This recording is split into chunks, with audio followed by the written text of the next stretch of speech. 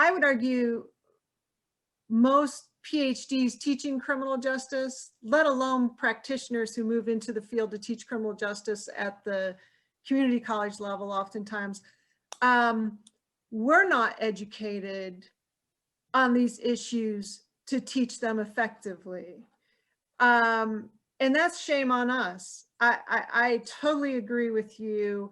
We've got to make that change. And your work, I believe, plays an important part, and especially your narrative around it, to making that change. And I know Dr. Williams and others are doing great work in continuing to promote that.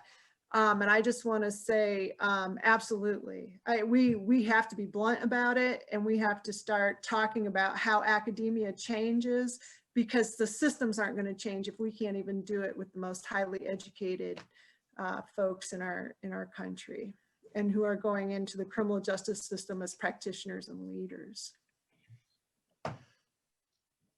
And you know, one of the reasons I think education is so important, especially those of us who have students that want to be police officers. I tell my students that if you want to be a police officer, you are entering one of the most noble professions that exist in government, right? Because when you explain Hobbes and Locke to them, cops show up, right? And so I tell them that it is a very noble profession.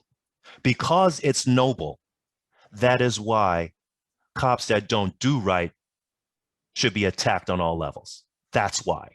When you attack cops who shoot people or abuse their power, it's not because you're against policing. It's because you think policing is noble, and this kind of mongrel does not need to be inside of your profession.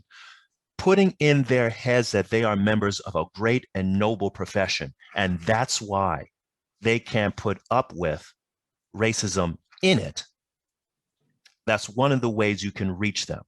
I think that's also one of the ways rhetorically that you can reach some white social conservative viewpoint holders when it comes to law enforcement. Because remember, they measure their safety by the strength of law enforcement.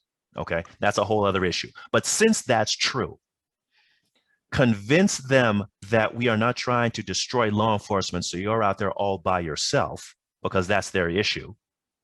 And then say, now that you feel safe, and of course, depending on the wing of criminal justice you're on, what I just said is heresy, but leave that aside. Once you make them feel safe on that, say, look, now can we get the racists out of the police mists? Now that you know getting rid of them will not make you unsafe. Now that's a practical politics that may have to be done. So that's not a pure answer of right and wrong, and I grant you that. And sometimes that's how you have to do things. Sometimes you have to make certain people feel safe so you can fix a problem. You can't fix a problem until you make people feel safe. Now, I know that's heresy with certain wings of our discipline, and that's a conversation for another day, but that might be part of the answer.